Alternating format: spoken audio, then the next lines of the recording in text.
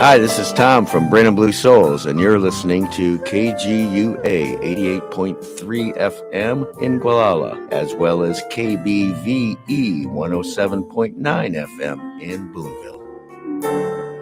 Time to light a fire, time to be inspired, to show that you believe in something more. And good morning, good morning. That was Bryn and the Blue Souls doing that ad for us on KGUA, which we are now streaming live. Also on the internet, you can go to www.kgua.org and click listen live. Or if you're out of town, inland, 107.9 KBVE now broadcasts us simulcast. And that is a wonderful, wonderful thing. Today in the studio, I have my dear friend Umma Amina, and we're going to have a deep conversation on preparing for life and preparing for death. That's coming up next on KGUA Live. And we'll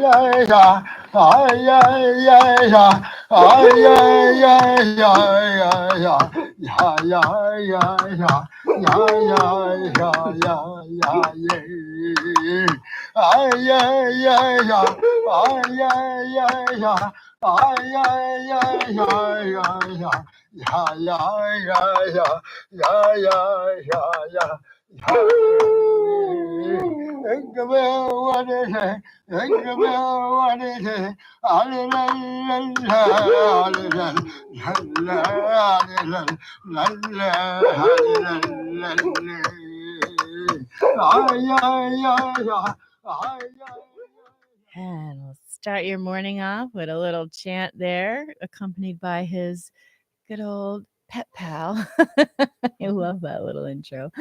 Well, this morning we have Umma Amina in studio with us. Welcome, Amina. Thank you for having me, Seve. Oh, my pleasure. And she's in town. She's a traveling nurse. She's been going all over the country the last few years, so I haven't seen too much of her. So whenever I can get her in town, it's always good to have some deep conversations and share them with you here on Live Community Radio. Thank you for having me. Yeah, so for those of our listeners that aren't familiar with you, tell them a little bit about yourself, because you're not just a traveling nurse. You've had TED Talks. You're involved in agencies around that do really wonderful things in our communities around the country. Tell us a little bit about yourself. I have been a registered nurse for over 20 years, and I primarily work in the realm of birth.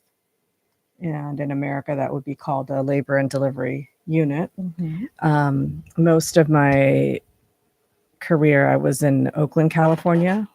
And since COVID, I think a lot of us who work in healthcare have had a little bit of a touch of PTSD from that time for multiple reasons. I think one of the biggest reasons, obviously, is just having to deal with something of that scale. Mm-hmm. That was a lot of fear, a lot of uncertainty, mm-hmm. you know, in a situation that's already a little stressful coming into the hospital. I think at that time for people, it was much more stressful. And for us at the bedside of families having newborns, it was incredibly unnerving for them to even step into the hospital, because for the most part, women giving birth are well.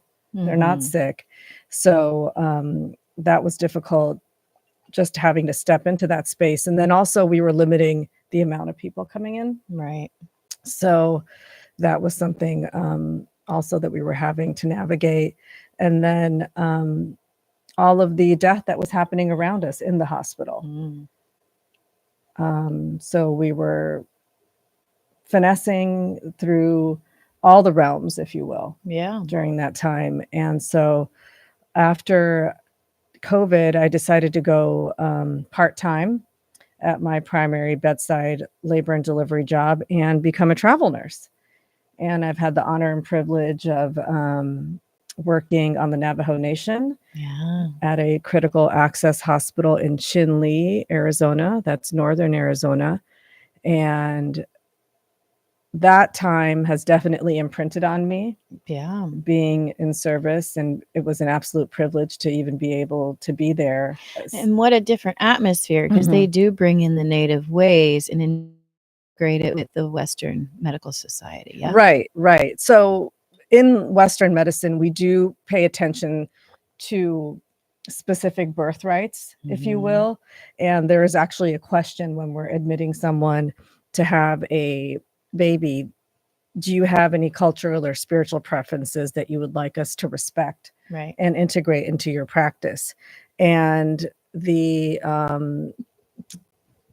beautiful thing about being on the Navajo Nation is that not only are the cultural and spiritual practices integrated into just their everyday life and being, we had the capacity and available to us 24/7 for medicine people. Wow.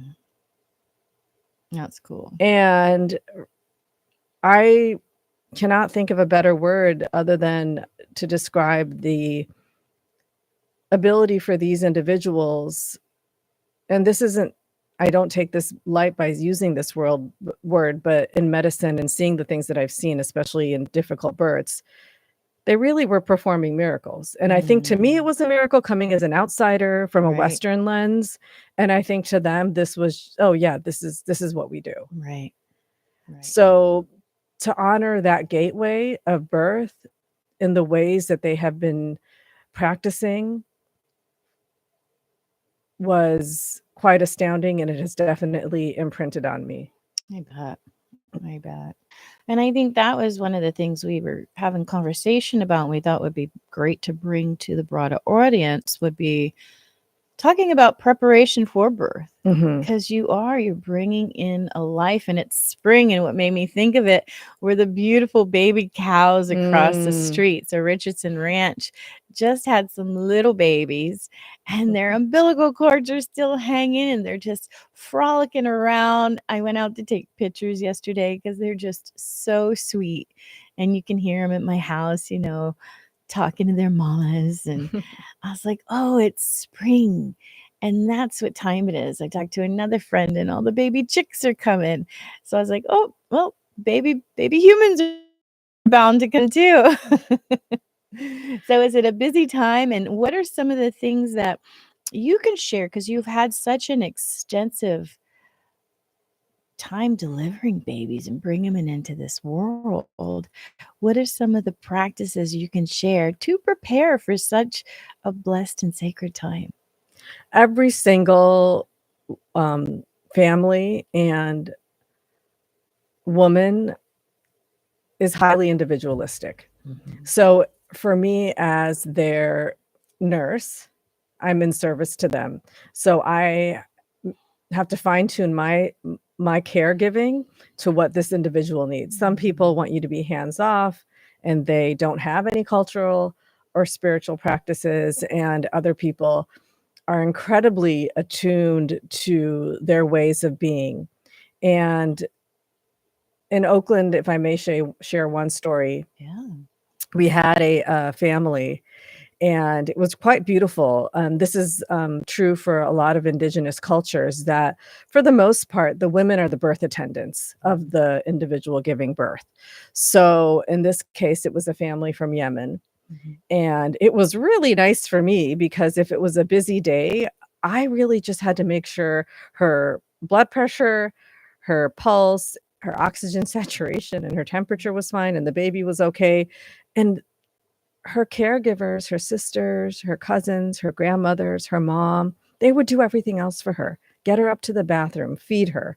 And so when a family like that would roll in to the unit, although there were many of them, and I think in the hospital we are so lacking of the capacity to lend a little bit of control to other people, I was very happy to make space for them and bring in extra chairs, because who else would you want? Like, she just met me. She just met me. And yeah, the state of California says I'm allowed to take care of her. But really, it's nice to have the family there. So this family, the grandmother didn't speak English, and after the baby was born, I was doing my initial newborn assessment at the bedside, and there was like a little bit of an argument happening between the sister, or the auntie of the newborn, and the grandmother.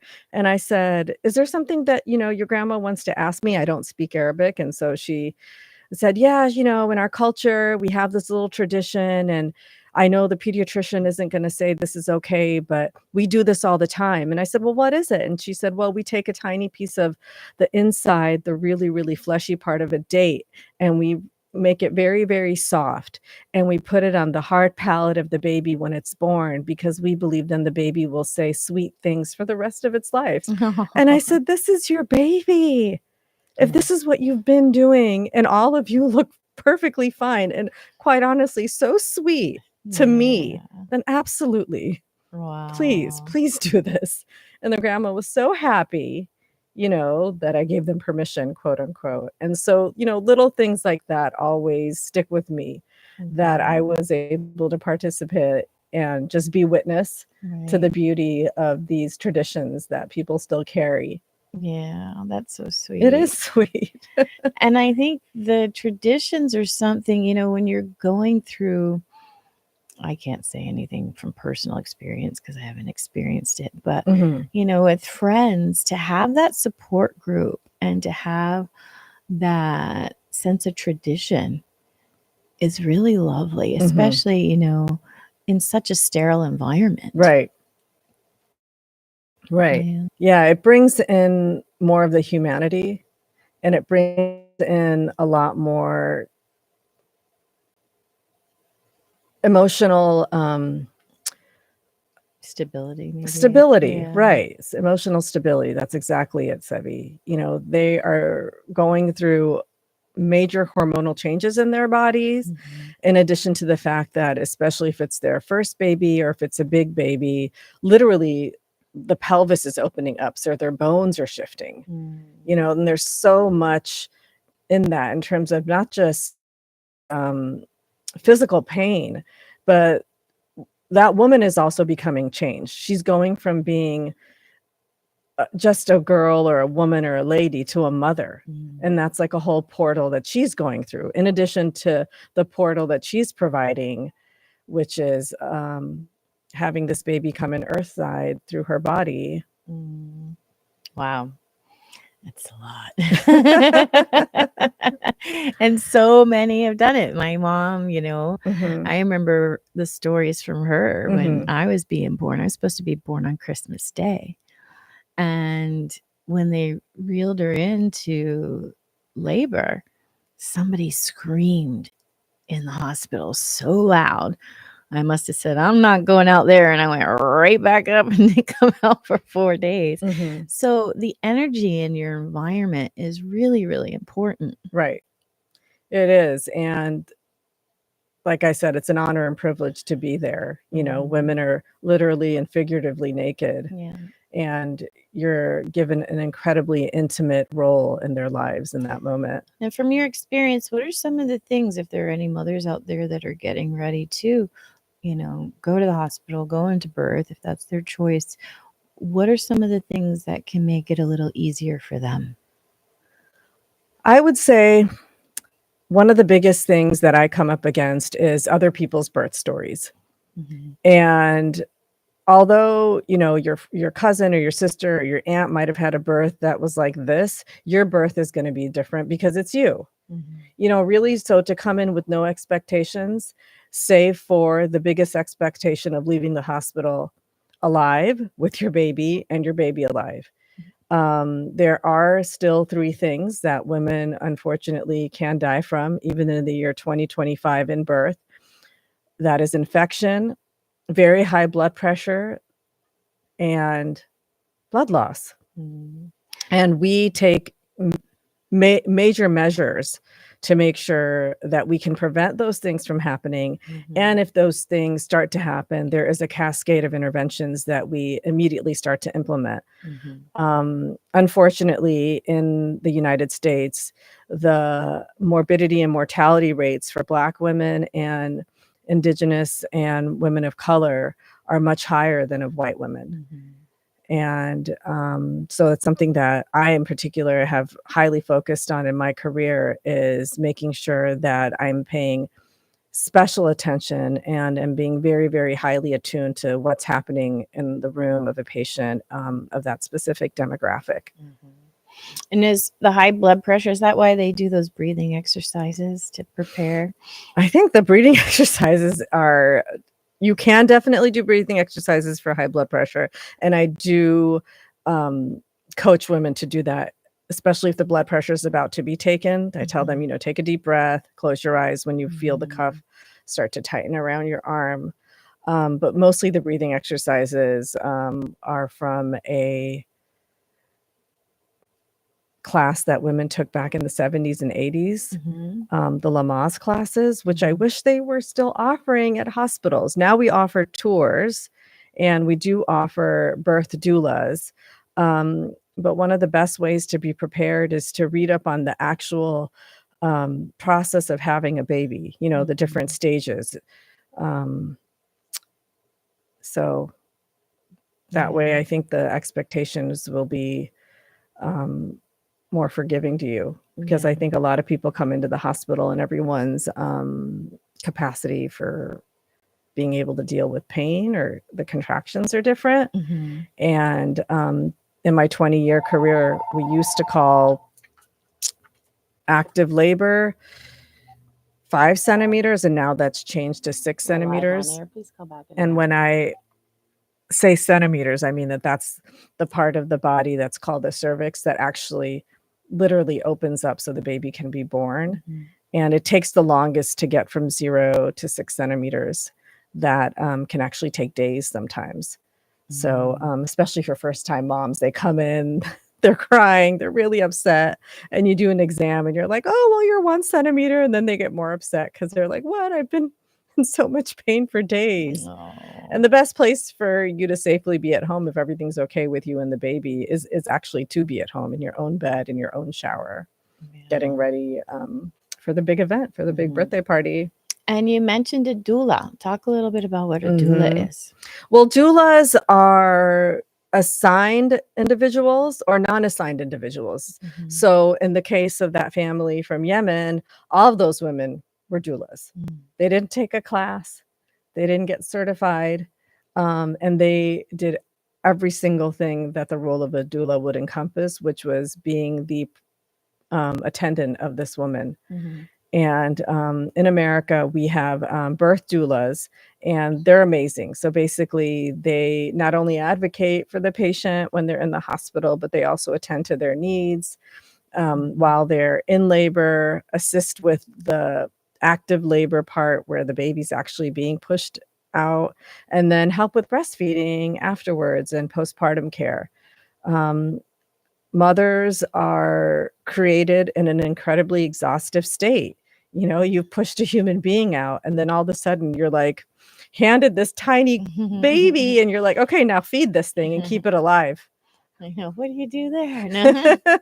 Also, don't forget to change its diaper, And the doulas come along way before the birth, correct? Right. So it's like a training, somebody that's there to train you and prepare you in all aspects. Absolutely. Right. That's the lovely thing. And, a lot of times the doula and the nurse and the doctor can work very closely together and create a plan that's ideal and perfect for the patient, or excuse me, the lady having the baby, the family. It's really nice. And it gives, the parents a little bit of respite at night too, to have someone there. And it's something that I think is very much needed in our country, because for the most part, we have nuclear families here. And it's nice to have an additional person to help. I always ask parents that, like, who's going to be helping you when you go home? And if I know that it's just the mom and it's just the dad, then, I'll offer a social work consult to them, because they're going to need the extra support. And it's really nice to hear that, oh, my mom flew in, or my mom and dad flew in, or my aunt or my cousin's here at home waiting for us to come home with the baby, because you're definitely going to need that extra help. with this life-changing event. Yeah. And it's so special that the first few months, because they grow so fast. They do. You know, I have my stepdaughter. When I came her along, she was a little beautiful little 7-year-old, and now she's 18 and a woman, and it was like in a blink of an eye. Right. So when they're even smaller, it happens even faster. Right. Right. Yeah.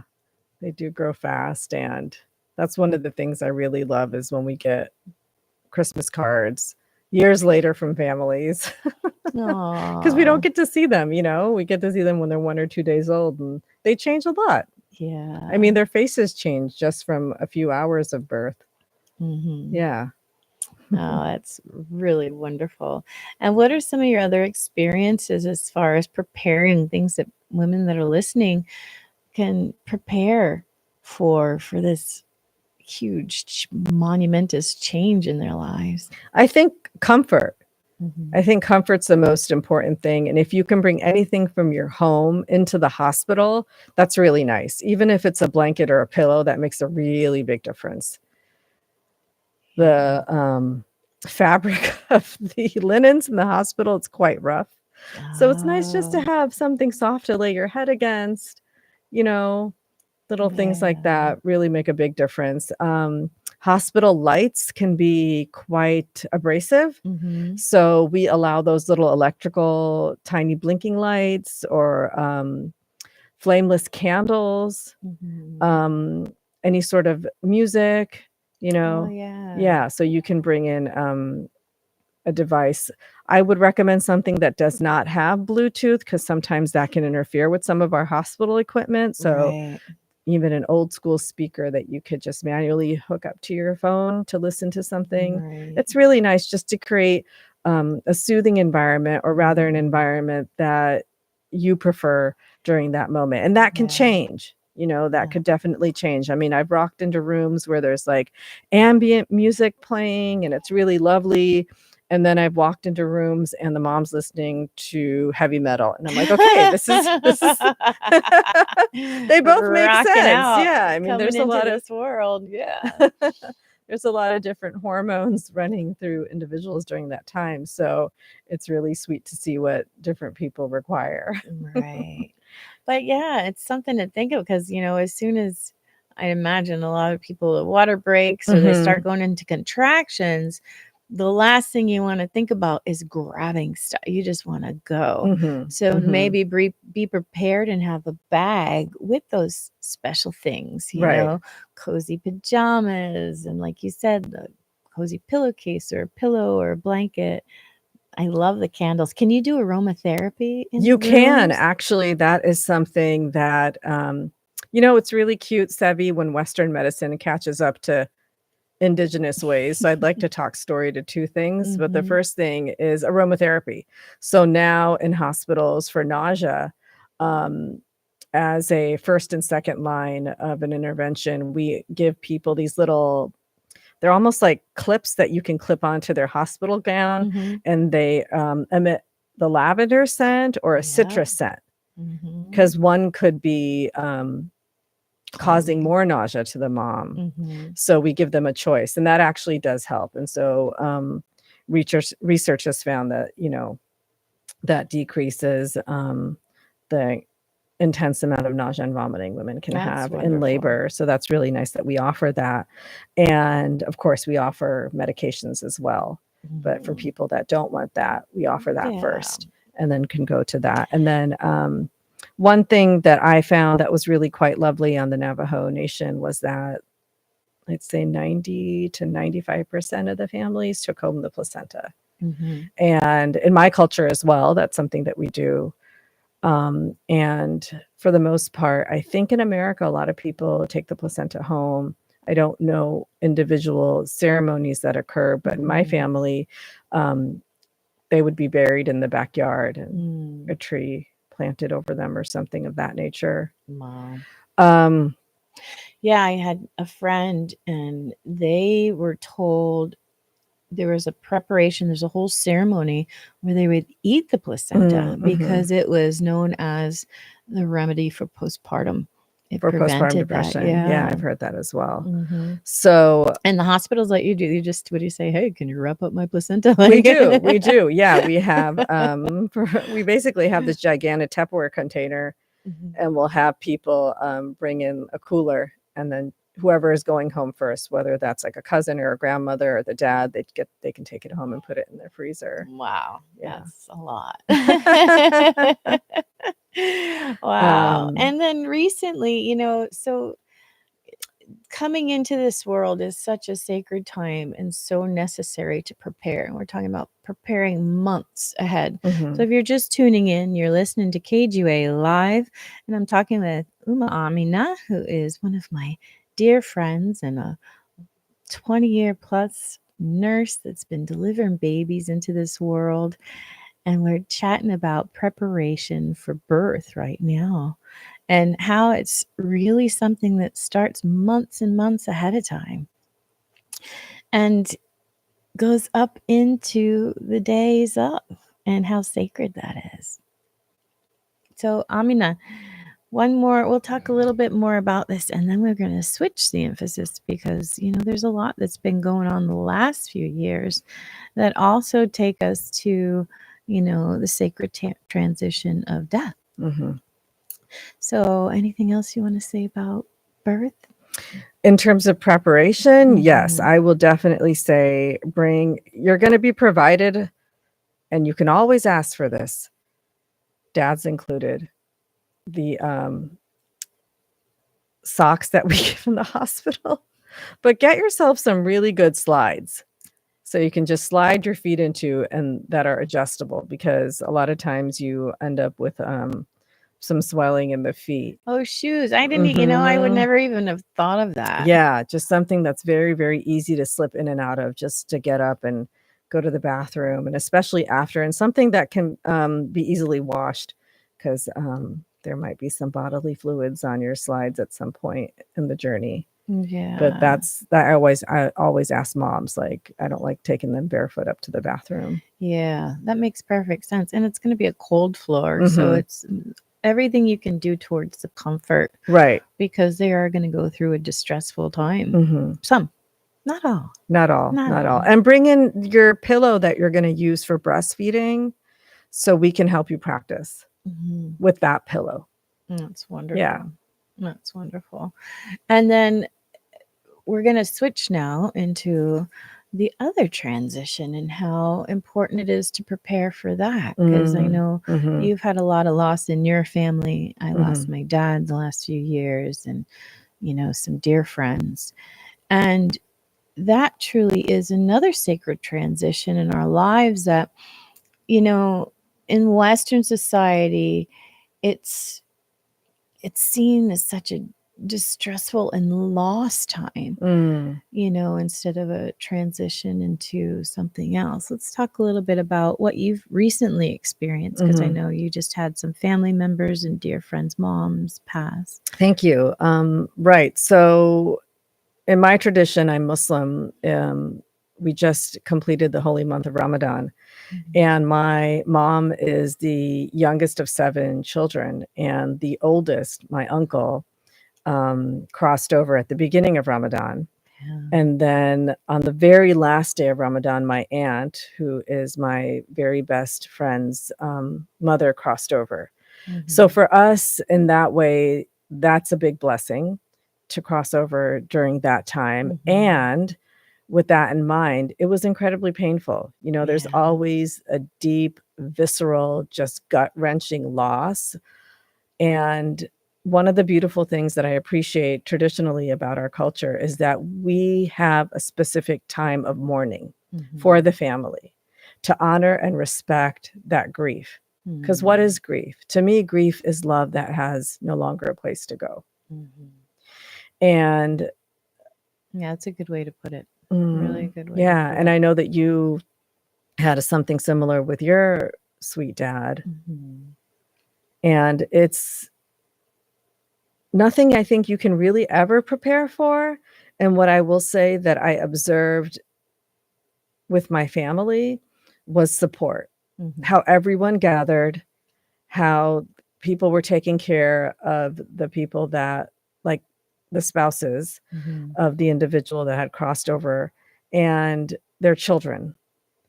And in this situation with my uncle, it was quite beautiful because my uncle's family lives in the joint family system, which is the way of living that they would have back home in Mhm. Pakistan or India. Tell us a little bit about that. So in that household, my uncle who passed over and his wife and their oldest son Mhm. and his wife and their 2 children live under the same roof. Oh, the Italians did that too for years. Right. I grew up with my gram living below us, and yeah, okay. And in this time, and also really in the time of bringing home a newborn, it's so fantastic and quite simply brilliant to have all that support. I agree. I think it's a big disservice in our Western society that the nuclear family is so heavily promoted. I think Mhm. people and children and elders do better when they have each other in their Close. lives. Mhm. Mhm.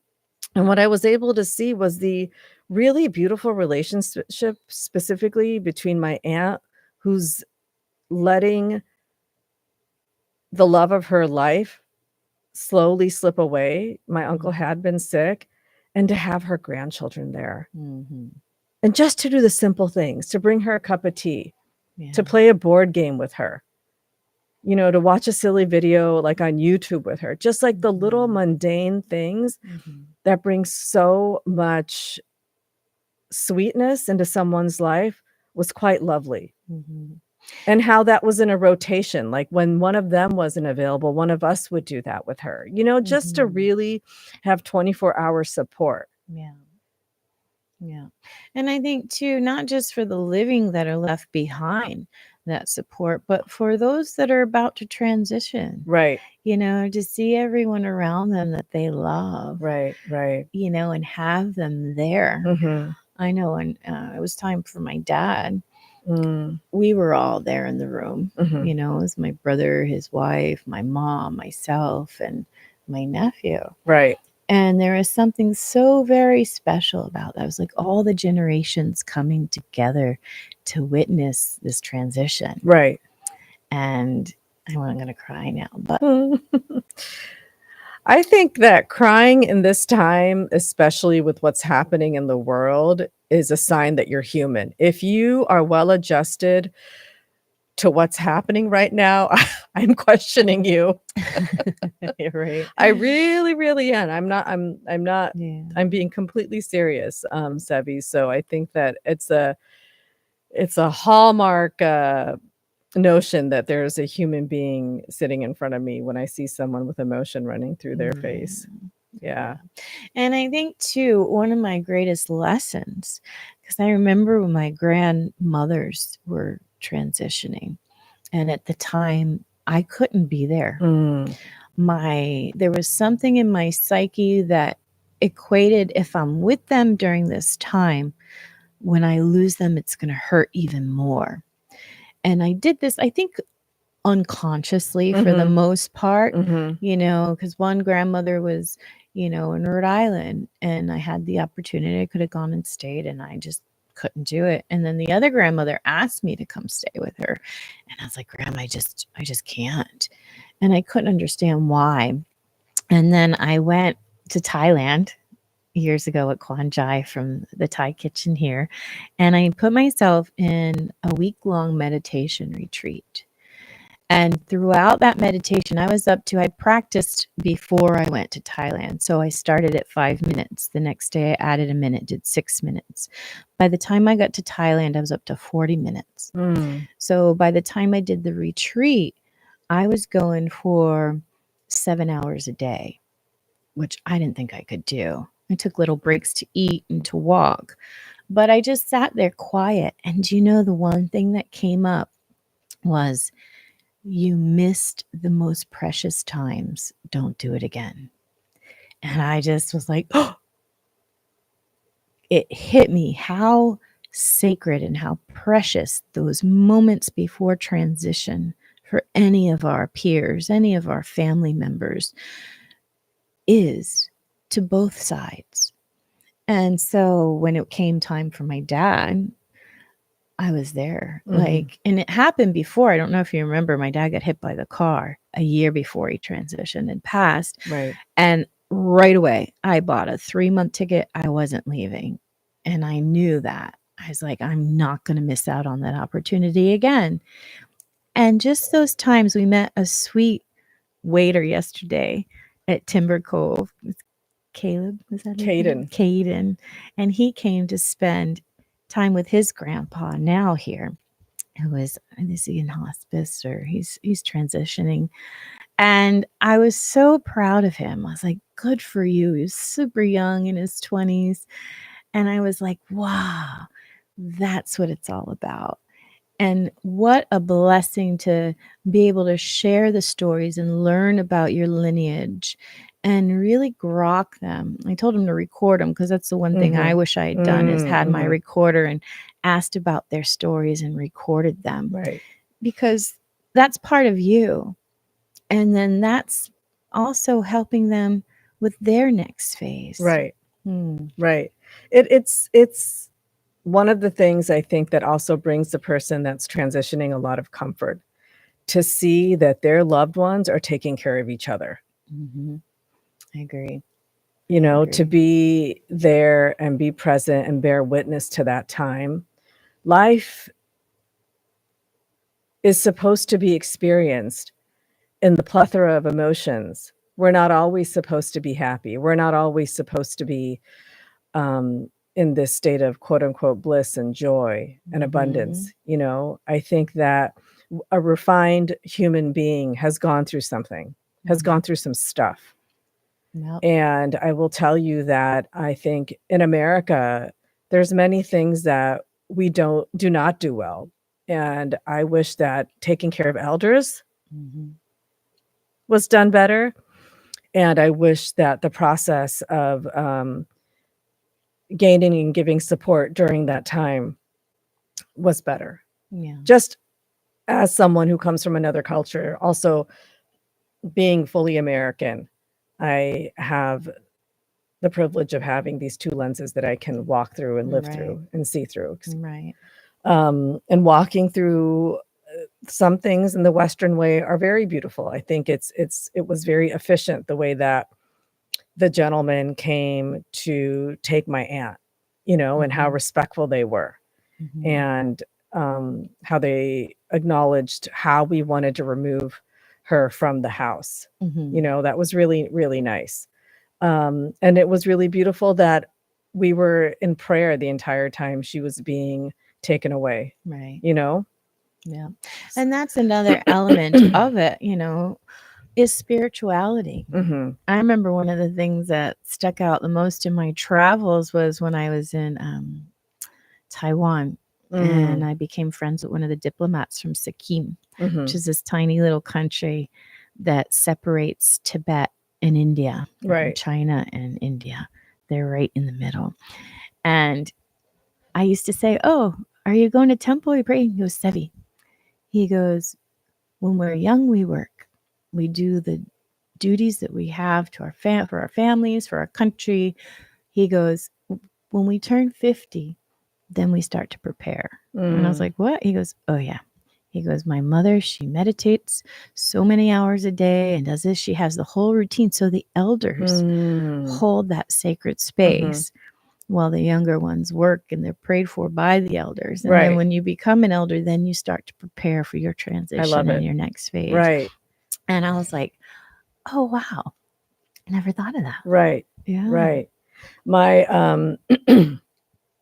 cousin, who's an ICU nurse on the Navajo Nation, he said to me that when his grandmother was crossing over, she beforehand emptied out her house so her kids would not have to deal with any of What that. a blessing. Yeah. Right. And I remembered several years ago reading an article on Swedish death cleaning, which is something that I guess they do back in Sweden, is that they relieve their family members of this responsibility of their things. Yeah. That is difficult. Mm-hmm. I remember when my grand passed, she had put aside all her turquoise jewelry. She had a lot of Navajo and Native jewelry Mm-hmm. that she collected over the years. And I couldn't think of things. Like there was the thought of things in my mind at that time just I couldn't process, where my aunts and uncles came together and they had to go through all of that worldly stuff and figure out what they're going to do with it, how they're going to sell it or whatever, Mm-hmm. Fortunately, she already had her will done and her trust and everything that she wanted. So those of you that are listening, as the elders, really know what you want. Find planning options, lawyers you can do. There's also support systems out there where they can help you with all that, because it's a lot of paperwork. Right. A lot of paperwork, and the families, I think, could use assistance in that too. So having your wishes known and having a support group already prepared ahead of time, I Right. think, is a really huge help. Right. And we talked about birth doulas. Mhm. Well, there is an organization that offers death doulas. Yeah. And for people who don't have, I mean, I don't want to get too emotional right now, but the amount of support that my aunt and my uncle had, just the physical amount of people that were in the room when they were Mhm. crossing over, was a sight to bear witness to. Mhm. And there's a lot of people out there that don't have that. Right. That, there's been a lot of trauma so much Right. throughout the Western family situations. People have Mhm. moved, like I moved across country. So my family is all the way on the East Coast. Right. So to really come together and, figure out, okay, here's all the logistics.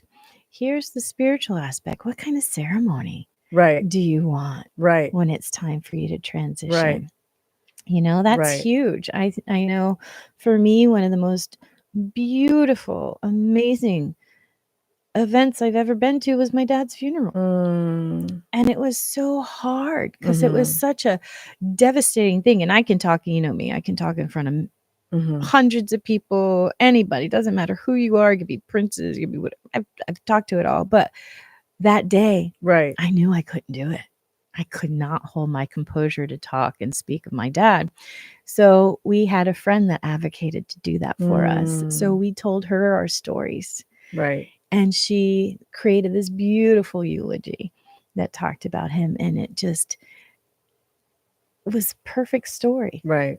And then because my dad was a knight for the Knights of Columbus through the Catholic Church, they, for some reason, the organization had stopped wearing their pomp and circumstance. They used to have the plumes and the big hats and the capes and the swords.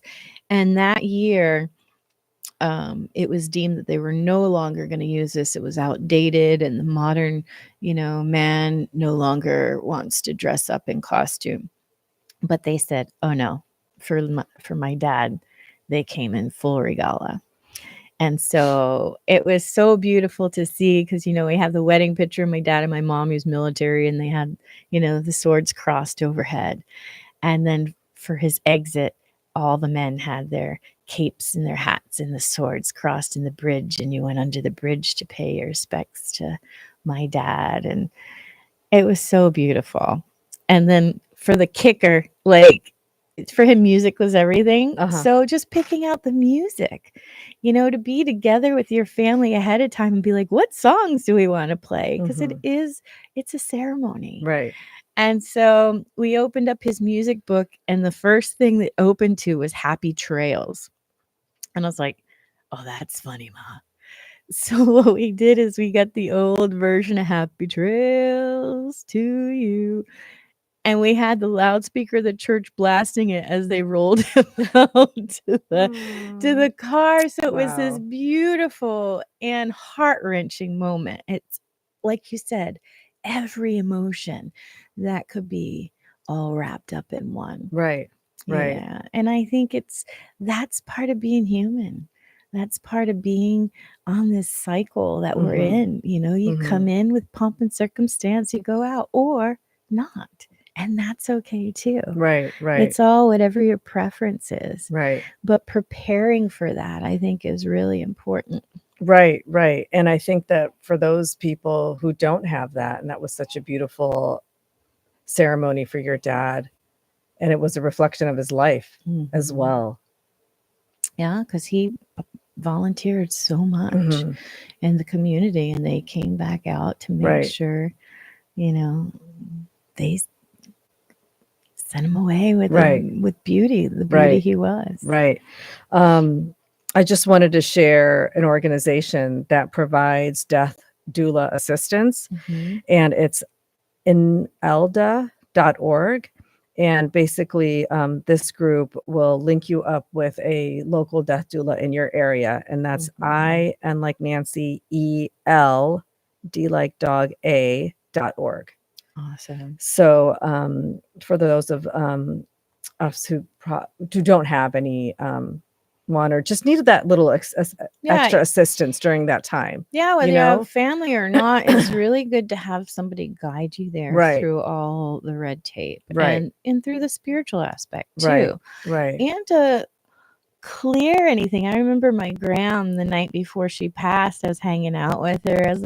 I walked in the room and she was looking out the window. I go, "Hey, honey." I was like, "What you doing?" She goes, "I just sat here and made peace with my life." I go, "Yeah?" I said, "You think you accomplished that?" And she looked over at me. She was like, "Yeah, I think so." I was like, "All right." And I would spend a lot of time with her Mhm. the last week or so Uh-huh. and just chat about stories. What were Right. your favorite things in Right. life? What were the really horrible things in life that you never told anybody? And she would tell me. And as the third, the second generation, it felt sacred. It felt sacred to hold those stories for her.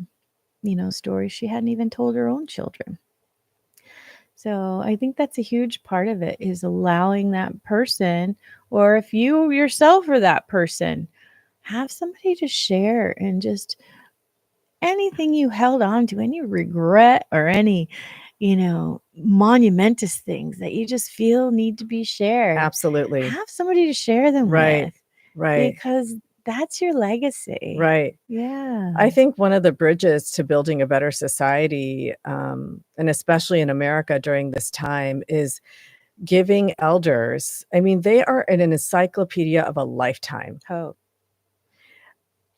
Giving them time specifically designated with young people. I agree. The amount of wealth of knowledge that they have and wisdom to pass on, and then when they're gone, they're gone. Yeah. And the curiosity that comes up in the young people. Mhm. When my dad's sitting at the head of the table, everyone just kind of sits quiet because he's been through some stuff. Mhm. And they've been blessed with having 9 nieces. I have 9 nieces and nephews, so my parents have 9 grandchildren, and they listen. Yeah. Yeah. And I think there's great opportunity to do that in our communities as well. Mhm. I know some friends volunteer at Equinox, and I have others that volunteer at and run the senior center. And so you have these centers where our elders come together, and it's a wonderful opportunity. Especially, I was trying to talk to my friend Rebecca there that runs the senior center, and I said, "Bring the kids in." Right. I said, "Food costs are going up. Take some of that land, make a farm." Mhm.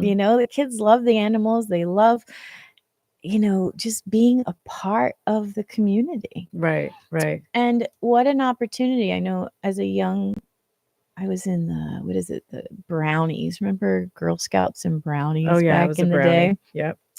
And we would go to the senior homes and we'd sing to them. Oh, that's really sweet. And it brought in so much light and so Yeah. much joy. So for those of you that are listening, if you have kids, take them to the senior centers or to the Mhm. homes where they allow friendly visitors, I believe is the name of the programs. Mhm. And volunteer.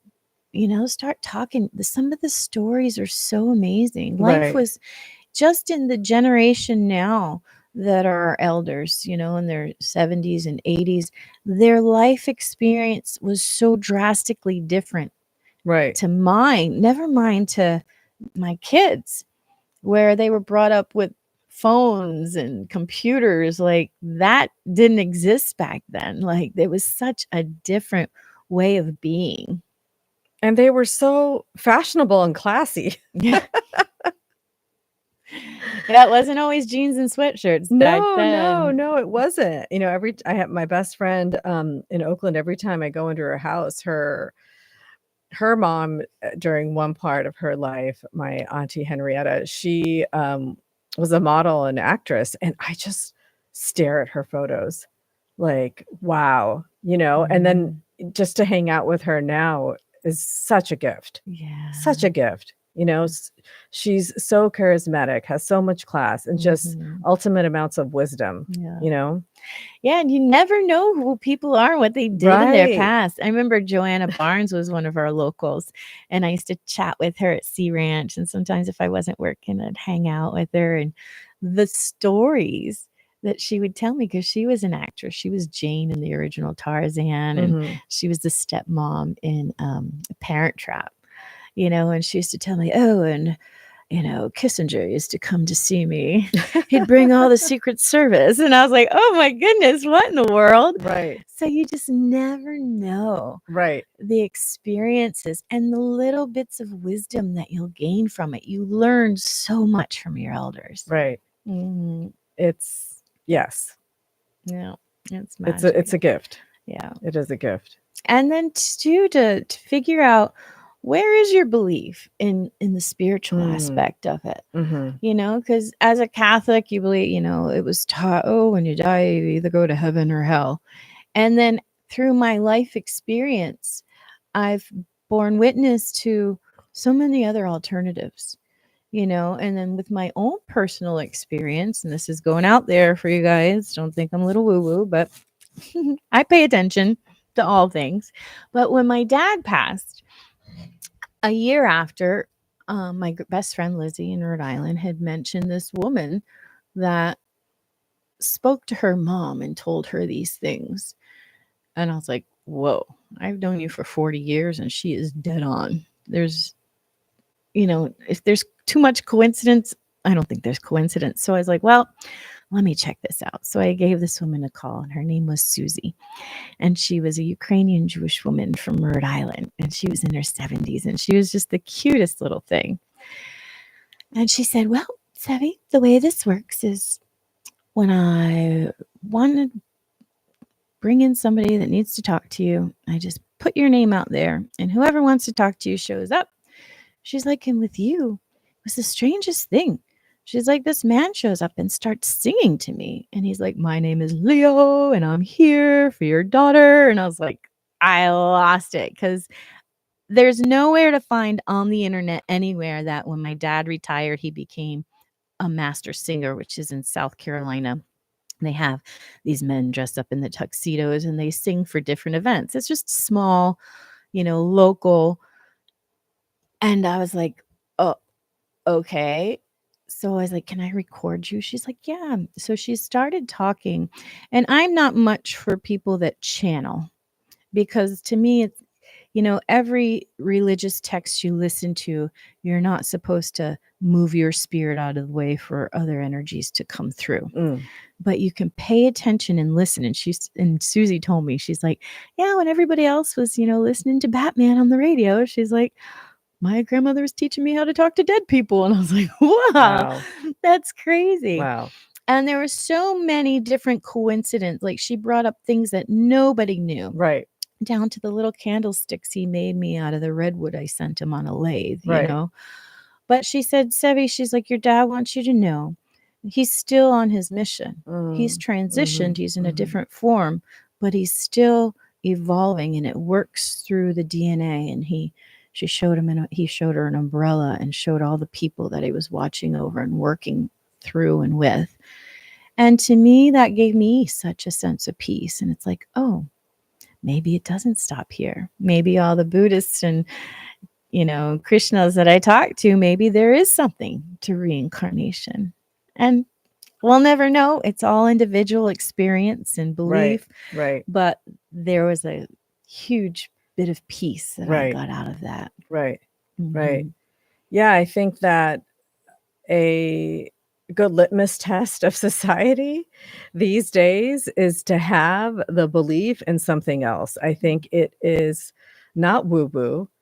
I think it is an integral part of many intact cultures that are quite old, and that we as Americans need to start paying attention to that. We need to really start paying attention to that, especially I'm just going to bring it home for something really real with our foreign policy and what's happening.